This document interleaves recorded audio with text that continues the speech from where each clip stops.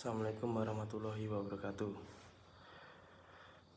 Perkenalkan, nama saya Wisnu Kalimambudi dengan NIM 2103103157. Saya dari kelas 4E Manajemen. Di sini saya akan menjawab soal UAS. Yang pertama adalah etika. Etika adalah cabang dari filsafat yang membicarakan tentang nilai buruk. Etika disebut juga filsafat moral. Etika membicarakan tentang pertimbangan-pertimbangan tentang tindak-tindakan baik buruk, susila tidak susila dalam hubungan antar manusia. Yang kedua, metafisika. Metafisika adalah salah satu cabang filsafat yang berusaha mencari hakikat dari segala yang ada. Kajian metafisika adalah kajian yang bersifat mengatasi pengalaman indrawi yang antara lain bersifat individual. Metafisika bertugas mencari kedudukan yang individual itu dalam konteks keseluruhan. Yang ketiga adalah estetika. Estetika adalah cabang filsafat yang membahas mengenai keindahan atau hal yang indah yang terdapat pada alam dan seni.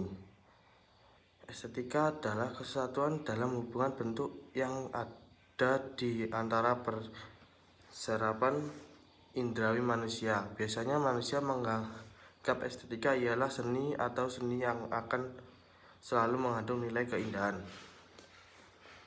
Yang keempat, logika.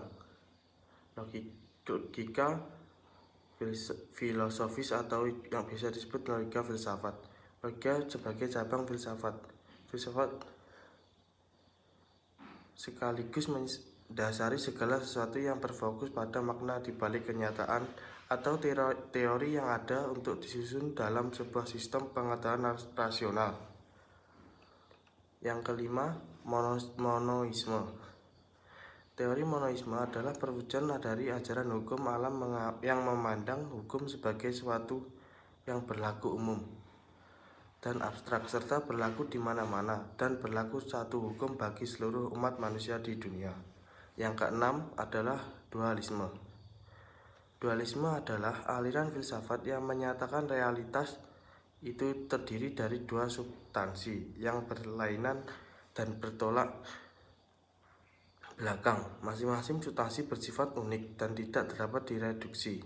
Misalnya Tuhan dengan alam semesta, roh dengan materi, jiwa dengan badan, dan sebagainya. Yang ketujuh, pluralitas adalah keberagaman dan kemajemukan yang terdapat dalam suatu bangsa yang mendorong tumbuhnya persatuan dan kesatuan. Jenis pluralitas ada antara lain seperti pluralitas dalam agama, pluralitas dalam budaya, pluralitas dalam suku bangsa, pluralitas dalam pekerjaan, dan lain sebagainya. Yang kedelapan, materialisme. Materialisme disebut juga sebagai aliran naturalisme yang menyatakan bahwa setiap jalan atau gerak terjadi karena ada sebab eksternal yang menggerakkan manusia berlangsung menurut hukum kausalitas atau hukum stimulus respon.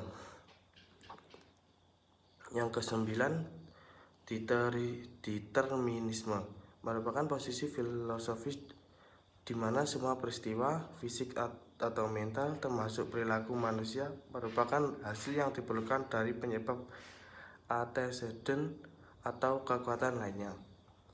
Yang ke-10 adalah naturalisme. Naturalisme adalah memandang bahwa manusia diciptakan agar dapat belajar dan berpikir untuk kembali kepada penciptanya. Dalam hal ini merupakan implikasi di dunia nyata bahwa proses pendidikan dilakukan dengan berafiliasi kepada prinsip ketuhanan. Yang ke-11, spiritualisme. Spiritualisme di dalam filsafat adalah sebentuk karakteristik dari sistem pemikiran maupun yang meyakini ekstensi dan realitas imaterial yang tak bisa diserap oleh indera. Yang ke-12, hedonisme. Hedonisme adalah sebuah ideologi atau pandangan hidup yang meyakini jika kebahagiaan hanya bisa didapat dengan cara mencari kesenangan sebanyak-banyaknya dan menghindari perasaan menyakitkan. Yang ke-13, pandangan utilitarisme pada dasarnya merupakan suatu paham etika yang menetapkan tindakan-tindakan yang dapat dikatakan baik adalah yang berguna, memberikan faedah atau manfaat dan menguntungkan, sedangkan tindakan-tindakan yang tidak baik adalah memberikan penderitaan dan kerugian. Yang ke-14, filsafat barat. Filsafat barat adalah menghasilkan pemikiran radikal oleh para filosofis barat sejak abad pertengahan sampai abad modern. Yang ke-15, filsafat Islam. Filsafat Islam adalah merupakan hasil pemikiran manusia secara radikal, sistematis, dan universal tentang hakikat Tuhan, alam semesta, dan manusia berdasarkan ajaran Islam.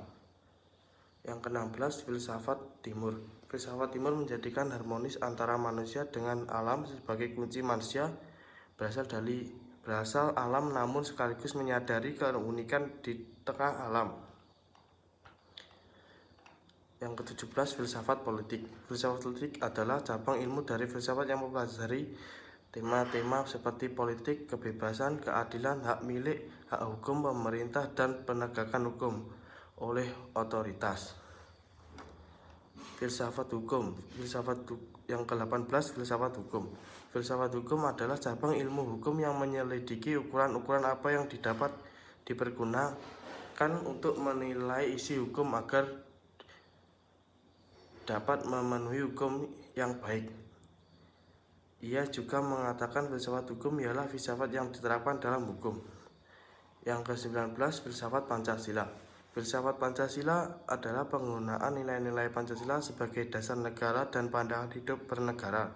Dalam prinsipnya, Pancasila sebagai filsafat merupakan perluasan manfaat dari yang bermula sebagai dasar dan ideologi meraba hingga produk filsafat. Yang ke-20, filsafat sejarah.